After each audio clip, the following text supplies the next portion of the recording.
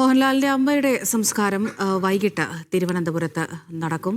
ഇപ്പോൾ തിരുവനന്തപുരത്തെ വീട്ടിലാണ് മൃതദേഹമുള്ളത്. നിരവധി ആളുകൾ അവിടേക്ക് എത്തിക്കൊണ്ടിരിക്കുന്നുണ്ട്. ഇപ്പോൾ പ്രണവ് മോഹൻലാലിനെ നമുക്ക് ദൃശ്യങ്ങളിൽ നിന്ന് കാണാം. സനിസ ശോഭ ചന്ദ്രൻ വിവരങ്ങൾ നൽകാൻ അയച്ചിരുന്നുണ്ട്. സനിസ, എത്ര മണിവരെയാണ് ഈ പൊതുദർശനം ക്രമീകരിച്ചിരിക്കുന്നത്? സംസ്കാര ചടങ്ങുകൾ എപ്പോഴായിരിക്കും?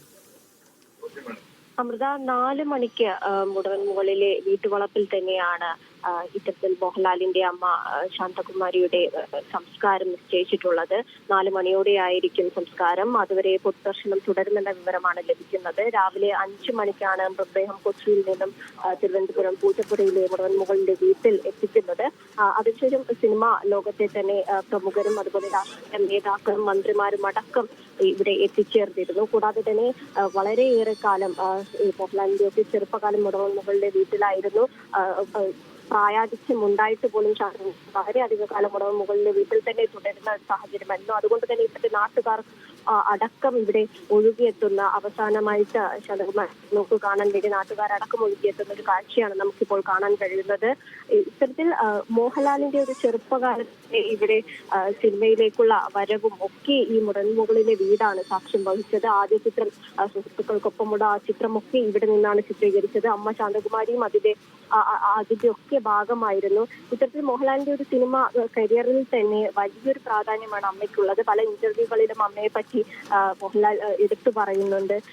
ജീവിതത്തിൽ ആദ്യഘട്ടത്തിൽ സിനിമയിലേക്ക് വരുന്ന സമയത്താണ് മോഹൻലാലിന് ജ്യേഷ്ഠനായിട്ടുള്ള പ്യാരിലാലിനെ നഷ്ടപ്പെടുന്നത്. പിന്നെ സിനിമയിൽ ഒരു െത്തുമ്പോൾ അച്ഛനെ നഷ്ടപ്പെടുന്നു. പിന്നീടുള്ള കാലഘട്ടത്തിൽ അമ്മയായിരുന്നു മോഹൻലാലിന്റെ ലോകം എന്ന് പറയുന്നത്. പലപ്പോഴും ആ വാക്കുകളിൽ നിന്ന് നമ്മൾ അത് മനസ്സിലാക്കിയതാണ്.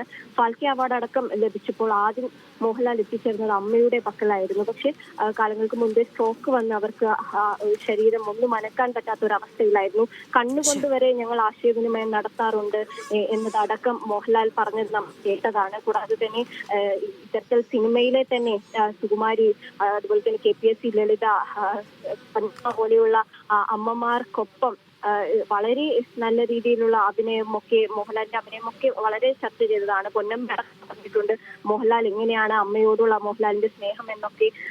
ഇതുവരെയും മോഹൻലാലിന്റെ അമ്മയെയും പൊന്നമ്മയും വെച്ചൊരു ഇന്റർവ്യൂ അടക്കം ചെയ്തിരുന്നു.